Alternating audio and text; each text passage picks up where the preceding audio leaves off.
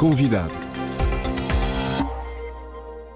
Assinalaram-se esta sexta-feira os 60 anos da assinatura dos Acordos de Évian. O poeta e militante socialista português Manuel Alegre, exilado político em Argel, descreve estes Acordos de Évian como uma inspiração que permitiram a Argélia tornar-se independente da França. Na Argélia, a Frente Patriótica de Libertação Nacional Portuguesa, presidida então pelo general Humberto Delgado, foi reconhecida e apoiada pelo governo argelino. Nesta entrevista, Manuel Alegre descreve-nos momentos conturbados do exílio, dos tempos como locutor da emissora A Voz da Liberdade, da detenção durante 6 meses em Angola, onde combateu, e da chegada a Argel em 1964, onde descobriu a capital da utopia. Eu recordo muito bem deste momento, porque já nessa altura uma parte da oposição democrática e sobretudo do movimento estudantil, no qual eu estava integrado, se opunha à guerra colonial e defendia o direito às negociações e o direito à autodeterminação. Portanto, esses acordos vieram como uma inspiração, digamos assim. Mas eles eram mal vistos pelo regime de Salazar. Mal vistos, com muita desconfiança. O próprio general de Gaulle era visto com desconfiança. E os acordos de Évian ainda mais, porque tinham como base o princípio da negociação. Foi algo que o regime de Salazar sempre recusou. Sempre recusou. Enquanto que os movimentos nacionalistas, desde o princípio, propunham negociações com o governo português, o governo de Salazar sempre recusou o princípio, sempre recusou.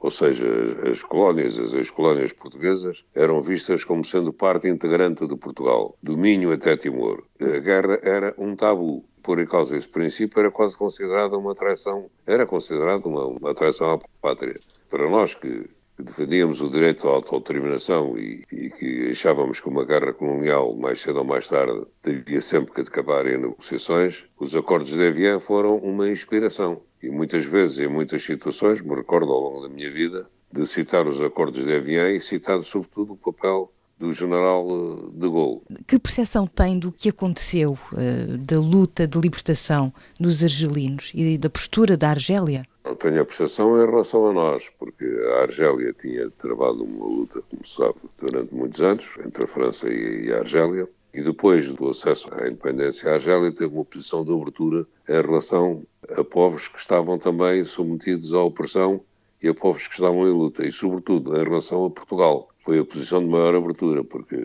foi reconhecida na Argélia a Frente Patriótica de Libertação Nacional, então presidida pelo general Humberto Delgado. E foi-nos acordada uma emissora de rádio, A Voz da Liberdade, que transmitia a partir das instalações da Rádio Argelina e que viria a ter, segundo parece, não é, influência no desenrolar dos acontecimentos, porque contribuiu para o despertar da consciência e para uma informação mais adequada de muita gente, que evidentemente não tinha notícias da guerra por causa da censura, mesmo o número de mortos aqui chegava a conta-gotas e, portanto, as notícias, quer sobre as lutas que se travavam em Portugal, quer sobre a guerra, quer sobre a resistência, eram dadas pela Voz da Liberdade. E a posição da Argélia foi uma posição, nesse aspecto, de grande abertura. Era presidente, na altura, o presidente Ben Bella, que recebeu muito bem os portugueses, e ele tinha um bocado a ideia de que o problema colonial era um problema que tinha que ser resolvido também em Portugal. Era a queda do regime que poderia resolver esse problema. As guerras coloniais são sempre muito prolongadas, as relações de esforço desproporcionadas, e a visão que ele tinha, pelo menos aquilo que me chega das conversações que ele teve com o general Delgado e com outros dirigentes da oposição portuguesa, a visão que ele tinha é que o problema colonial português deveria ser resolvido com a queda do regime em Portugal. E, portanto, ele apostou bastante no apoio aos antifascistas portugueses, posição democrática portuguesa. Quantos portugueses lusófonos se encontravam em Argel na altura? Olha, isso eu já não sei dizer assim com precisão. Eu cheguei lá em outubro de 64, mas, entretanto, já lá estavam há cerca de 2 anos, não é? Havia umas largas dezenas. A Frente Patriótica era constituída, enfim, pelas forças que nessa altura tinham alguma representação, o Partido Comunista, os socialistas, os católicos progressisas. Havia um movimento chamado Movimento de Ação Revolucionária, que integrava, entre outros, o ex-presidente Jorge Sampaio, também pertenceu a esse movimento. Portanto, era um movimento que pretendia agregar aqueles que em Portugal e na imigração se opunham à política do regime, à política quer na opressão do povo português, quer na recusa de negociações e na obstinação de continuar a guerra colonial indefinidamente. E, nesse aspecto, os argelininos tiveram grande abertura. Infelizmente, depois, as coisas nem sempre se passam como se desejam e se sonham. Depois houve divisões. O general Humberto Delgado acabou por ser assassinado pela polícia política. As coisas foram evoluindo de outra maneira em Portugal. Mas, de qualquer maneira, a rádio manteve-se sempre em Argel. A atividade da Frente Patriótica manteve-se sempre. Mas, sobretudo, a rádio teve esse papel de ser uma voz livre quando não havia vozes livres em Portugal. Que memórias tem, nessa altura, de Argel?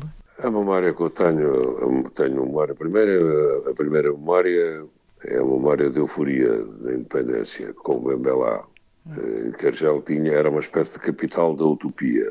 Ali se juntavam todos aqueles que andavam a lutar ação pela revolução em qualquer parte do mundo. Mesmo até nos Estados Unidos, os Panteras Negras e outros, o Carmichael e outros apareceram na Argélia. Estavam todos os movimentos de libertação dos Palópis e também da África do Sul e da Rodésia e até da Etiópia.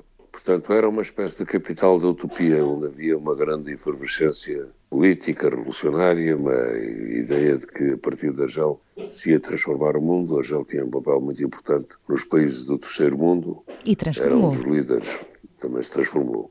Esse momento foi um momento de euforia. Depois houve o golpe de Estado contra o Bembelá, a ascensão do Boumediene, mas manteve-se no essencial a política da Argélia. Manteve-se com outro estilo, com outro rigor, com outras exigências de Estado, digamos assim, com menos euforia revolucionária, mas manteve-se no essencial a estratégia da Argélia de apoio aos movimentos de libertação e de apoio também aos portugueses exilados e aos portugueses que se batiam em Portugal. Manteve-se sempre.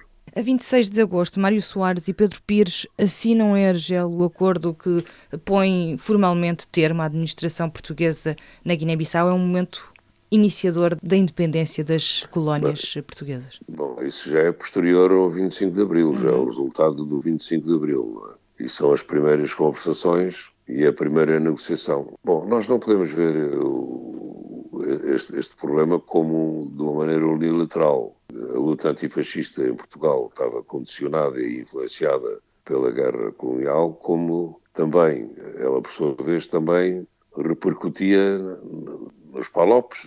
Portanto, isto foi um processo em que houve uma espécie de conjugação da evolução da situação em Portugal, que levou à Revolução do 25 de Abril e que, portanto, acelerou depois o processo de independência. Mas um processo de independência que já estava em marcha com a luta travada no terreno. Não é? Uma luta que foi levada a cabo durante mais de 10 anos. Foram 13 anos. 13 anos.